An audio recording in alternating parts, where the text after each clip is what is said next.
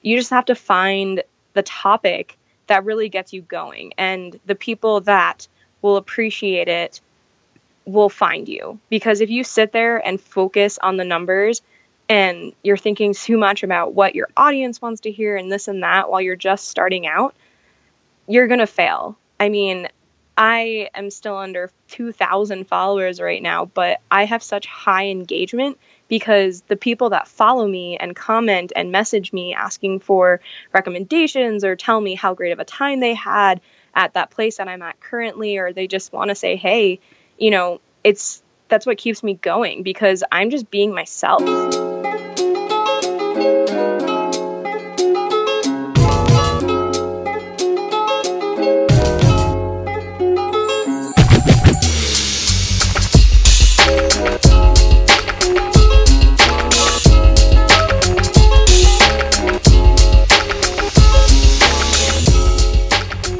Everybody, welcome to Square State. I am your host, Michelle Jackson, talking to you about all things Colorado.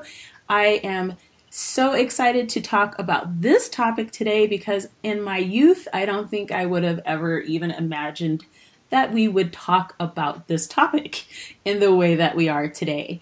Basically, we're talking about Denver and the state of Colorado becoming a foodie city and foodie destination. In fact, today I read an article about some random ranch down south where the food writer basically said she had a whole another experience. She cried after she ate this meal. and so my goal is it's the High Lonesome Ranch. So I'm going to see if Julie's heard of this place too. And so basically I'm wondering, how in the hell did Colorado and Denver become a foodie destination, a foodie city? And Julie from at Denver Noms on Instagram and Julie Loves Food online is going to talk to me about that today. Hi, Julie. Welcome. Hey, how's it going? It's fantastic. It's a beautiful day. I think I might be able to finally put my gloves away that are still on my table from the last 2 weeks. It's so sad. Oh, man. It's so sad. I'm looking at them because I just don't trust the weather. I just don't. I know it's supposed to be 95 this weekend, but you never know. No, you're completely right. I mean, especially because my office is freezing. I feel like I walk outside and it's maybe 60 degrees in the morning, but by the time I leave, it's around 80. It's crazy. Yeah. So, Julie, could you share who you are with the listeners? A little bit about yourself.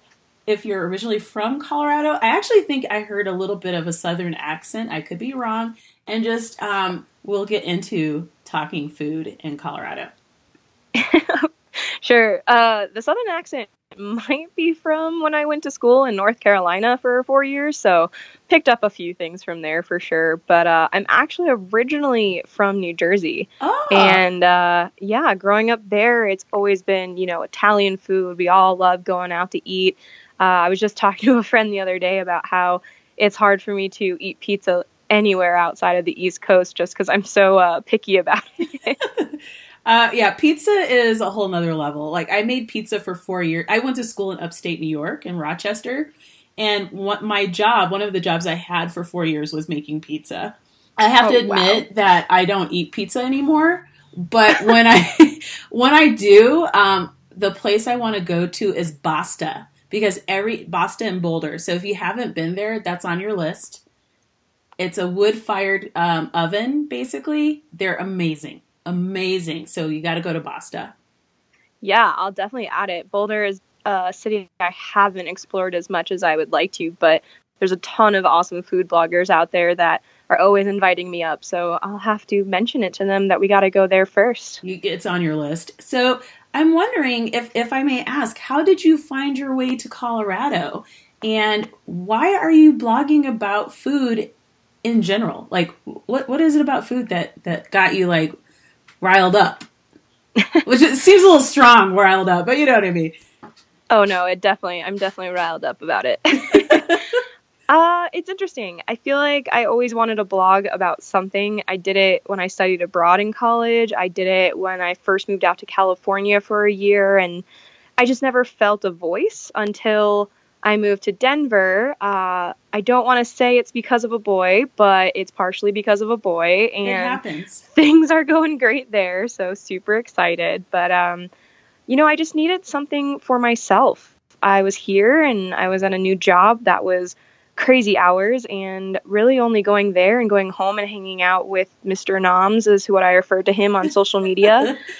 And I just needed something for myself. So through a suggestion of a friend, I started posting on Instagram.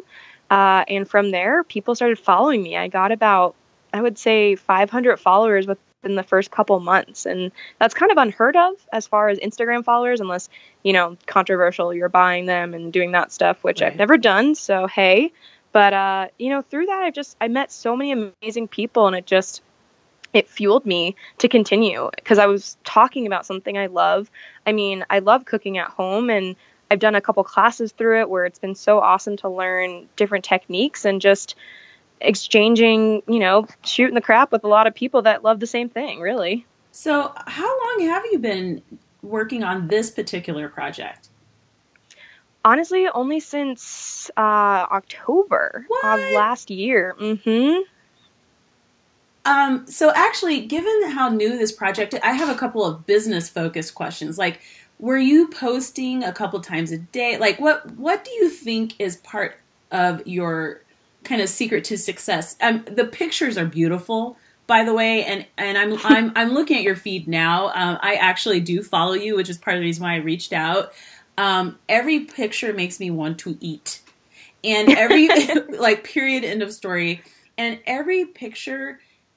It's amazing to me that you're finding this food in Denver. So just kind of talk about like what on the back end are you doing to kind of create a consistent look, consistent posting? Like, are you reaching out? Just share a little bit about that. I actually have an online entrepreneurship group as well, and that might be something that's of interest to them as they build their online presence.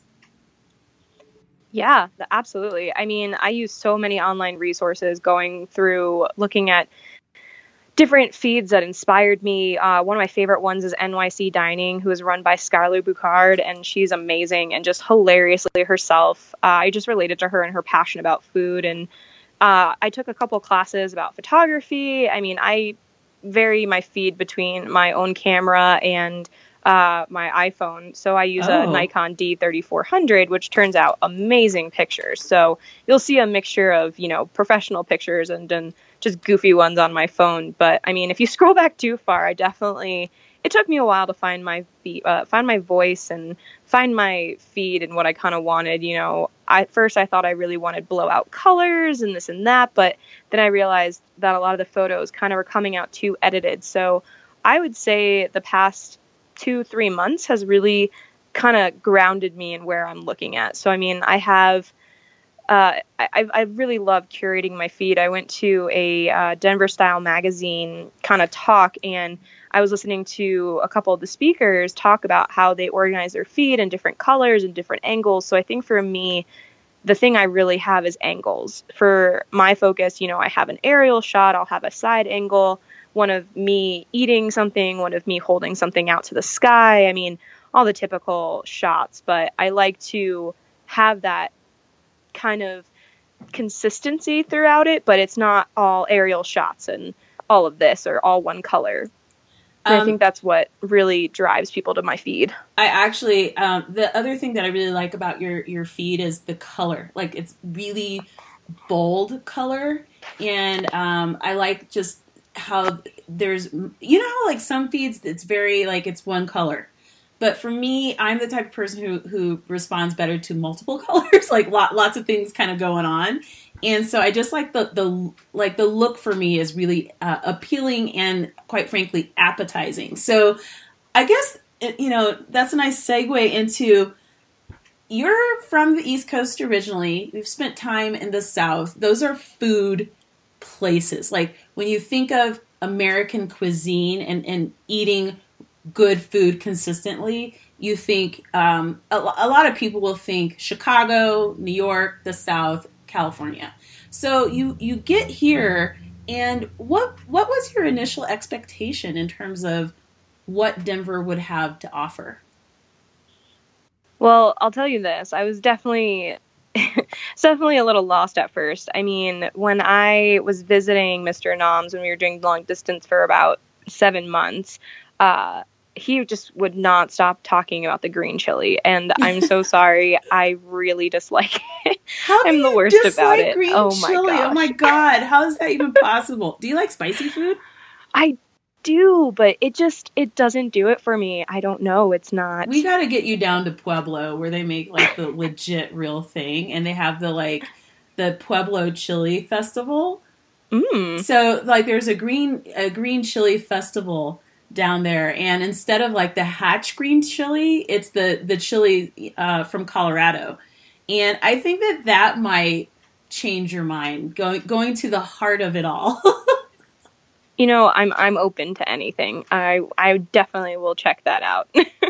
No green chili. I'm a little shocked, but that's okay. That's okay. So not feeling the green chili, but what were you surprised by once you kind of got used to being here and just started checking places out? Like what was your expectation? Well, I just didn't really expect to have so many variations of food, I guess. I was coming from California where it was pretty expensive to eat out. So just the affordability was a big thing for me.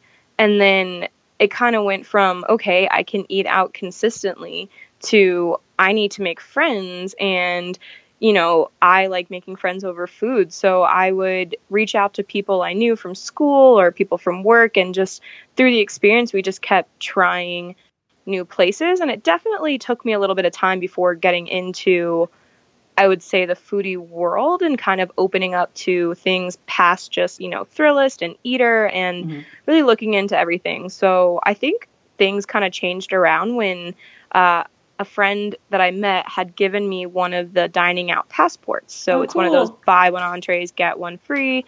And it really encouraged me to go try a bunch of things. So, I mean, really early on in my feed, it's a lot of comfort food. It's a lot of things that I know about or, you know, cooking at home. And then probably after a month or two of doing it is when I started branching out. So I'd go to Bojo's, I'd go to the lobby, I'd check out Blue Sushi Sake Grill and just kind of walk around and see what's there. And then eventually I started getting invited by a lot of restaurants to come check out their menus. And they're just interested in, you know, the story and finding out about us and having them help them tell their story, because that's kind of where the marketing is going through now. And I love it. I love the experience of exploring and being able to post about everyone. Which restaurant would you say, or restaurants, plural, let's do plural. Which restaurants really stand out to you right now in terms of maybe service, food quality, sourcing, whatever? Like, are there a couple where you're like, damn, this is good? I definitely have a couple that I go back to quite frequently. My number one obsession right now being Stowaway, which I love that place. Oh my God. Have you been there on a Friday yet? Which is still something I haven't done. Yes, with their Japanese lunch. Yes. Oh my God, yes. I love Stowaway. And their flat whites. Oh, love that place. Oh my God, I'm so excited you said that. So what is it that about Stowaway that you're like, this place is legit? I think that it's so unexpected. They just give you so much more than you want, you know? And it started because a friend of mine and I went on, we call them a foodie date, where we walk around and try a couple different places and we'll split something everywhere, right? So we started in Rhino. We started at Sugar Mill, which sad is closed now. Yeah. And then we walked around the corner and we found this cafe and we just kind of were like, oh, let's grab a coffee, like, sure. And we sat down and the menu's not large, but what it actually offers are these incredible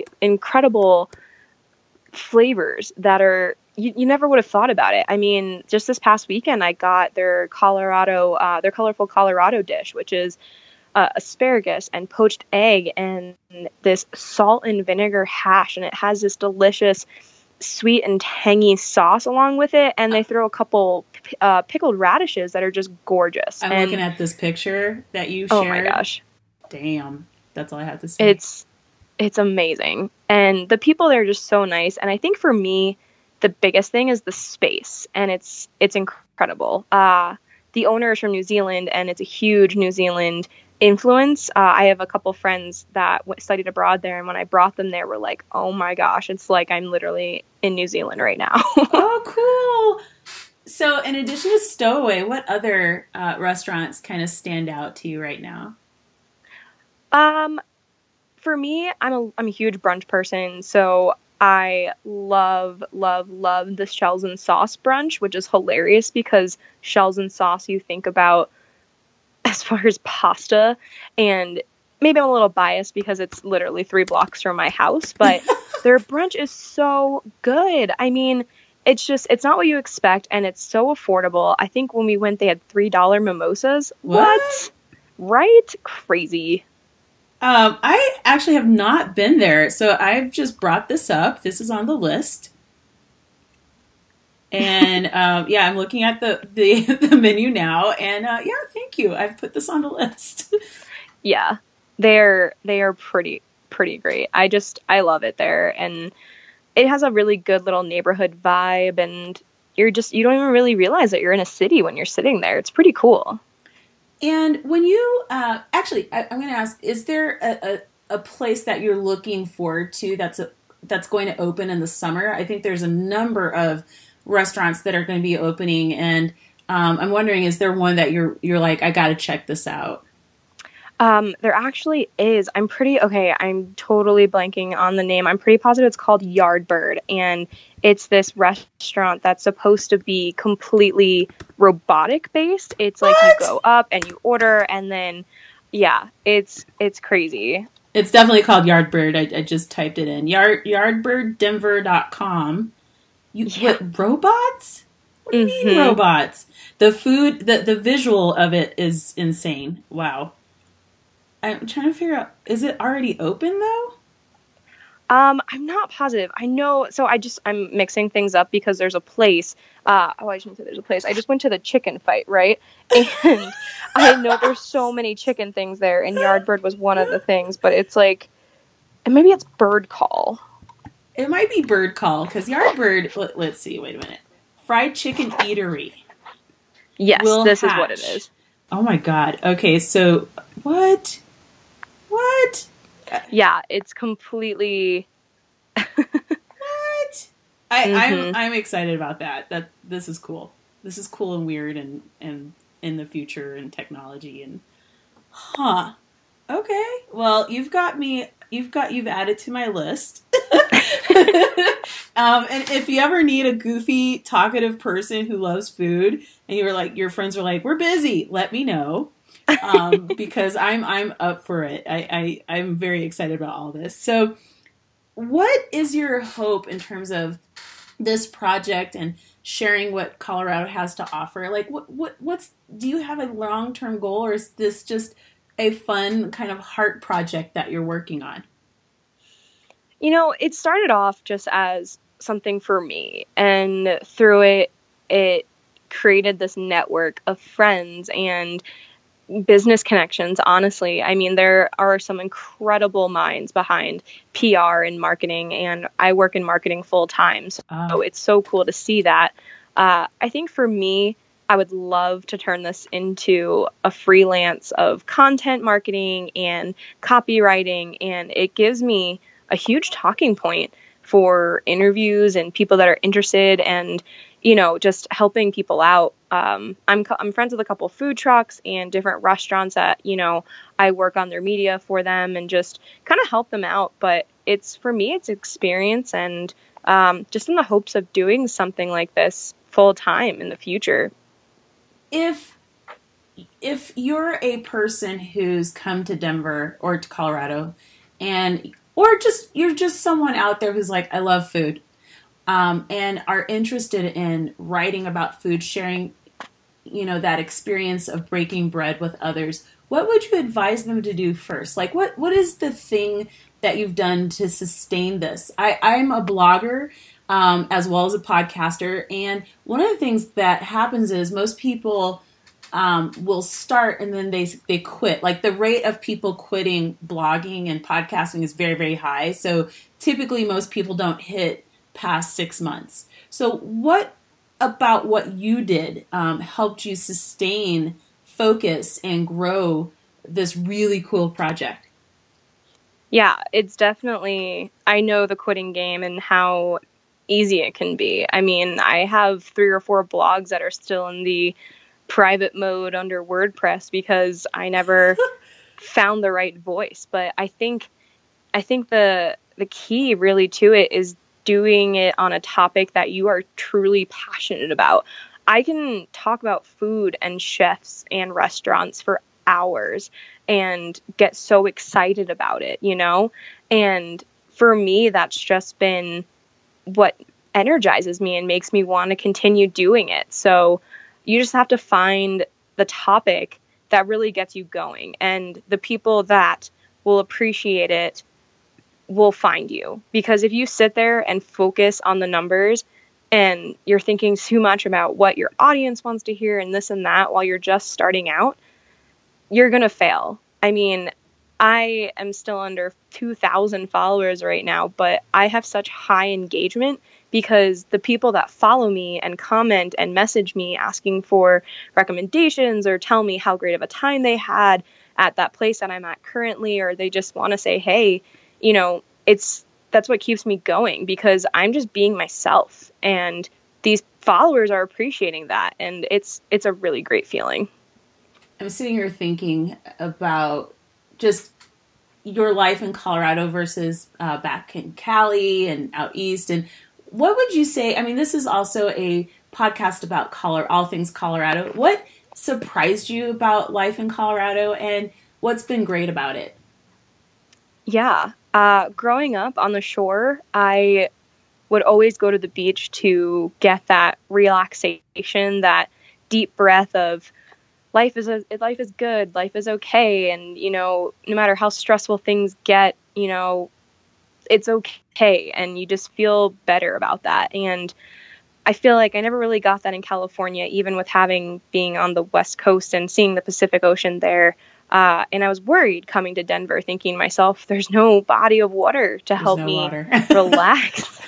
But I remember my first trip into the mountains, and it was a hike.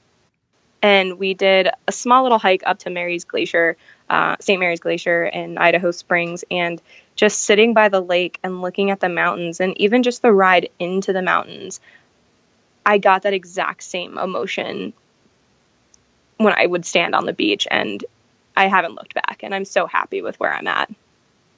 Thank you so much for joining me. I definitely want to, continue reading and like what your reviews are. I'm going to check out Tupelo Honey because I've been wondering about them, and that chicken looks amazing. So for those of you listening, you're like, what is she talking about?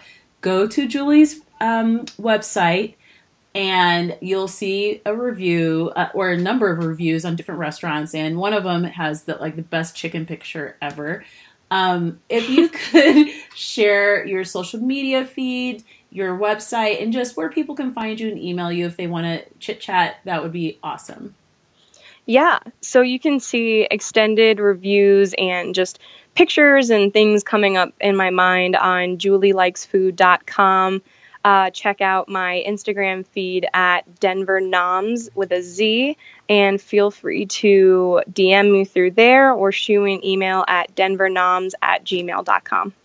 Thank you so much for sharing that Denver is a foodie city and that we do have good food.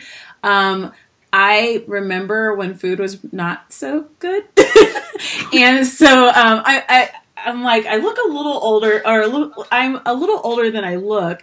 And as a kid, I mean, we really didn't have variety. And for me, it is so fun and so awesome to just watch, Denver and just different places throughout the state evolve and just grow in such a way where we can compete with cities like New York City and LA, and it's really refreshing because I'm sick of them kind of being like, we have the best food ever. I'm like, we've got some damn good food, and it would be really nice if some of these foodie awards and competitions would start really coming to Colorado and trying out what we have to offer. So I hope you'll keep those people on their toes, like shoot them some shout outs for places that should be recommended for those kinds of things. And I just wish you all the best. I'm so excited about this project, and just thank you so much for hanging out with me today. Yeah, it was super fun. Thank you so much for the opportunity.